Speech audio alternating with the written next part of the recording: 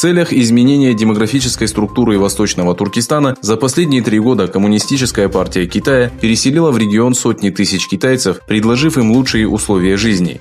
Переселенцам, которые намерены остаться в уйгурском регионе, выдают бесплатные дома, поля и достаточное количество денег. В свою очередь, женщины уйгурского региона остаются без поддержки и защиты мужчин, которых коммунисты высылают в различные провинции под предлогом трудоустройства и борьбы с бедностью. Согласно информации газеты «Синьцзянь», 14 марта 1800 молодых уйгуров из города Хотан были высланы на поезде под номером Т-6728 в Урумчи и провинцию Цзянси.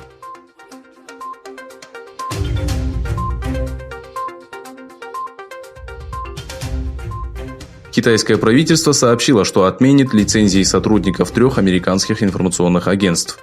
После того, как в рамках закона об иностранных миссиях правительство США ввело санкции в отношении Синьхуа, People Daily, China Daily, China Global Television Network и China International Radio, Китай отменил лицензии американских граждан, являющихся сотрудниками китайских филиалов 3 американских информационных агентств.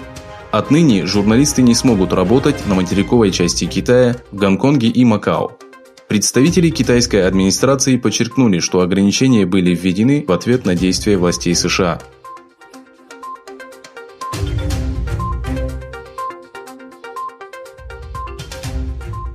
Заявление администрации США, которое назвало коронавирус, появившийся в Ухане, китайским вирусом, стало причиной очередного напряжения между Пекином и Вашингтоном.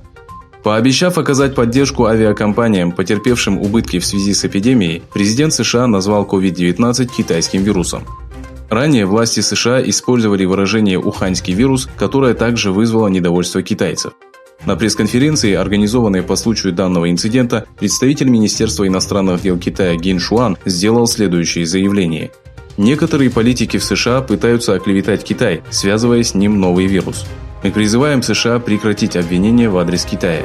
В свою очередь, отвечая на вопросы журналистов в Белом доме, Трамп подчеркнул, что не видит в этом проблему и считает, что это правильное название, поскольку вирус появился в Китае.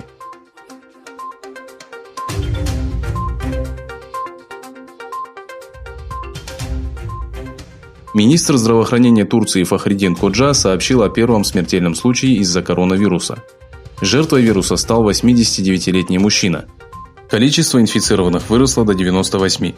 Выразив соболезнования семье погибшего, Фахриддин Коджа заявил, что мужчина заразился от гражданина Китая.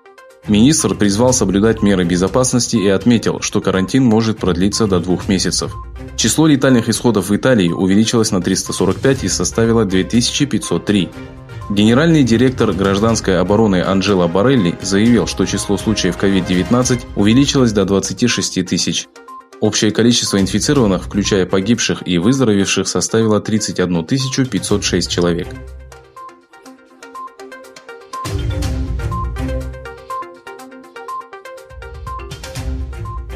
Генеральный секретарь НАТО Йенс Столтенберг объявил, что все союзники одобрили присоединение к Альянсу Северной Македонии. На своей официальной странице в социальной сети Столтенберг опубликовал сообщение о том, что последним процесс присоединения Северной Македонии одобрил Сенат Испании. Поздравив правительство и народ Северной Македонии, Столтенберг подчеркнул, что после завершения необходимых формальностей страна официально станет 30-м членом НАТО.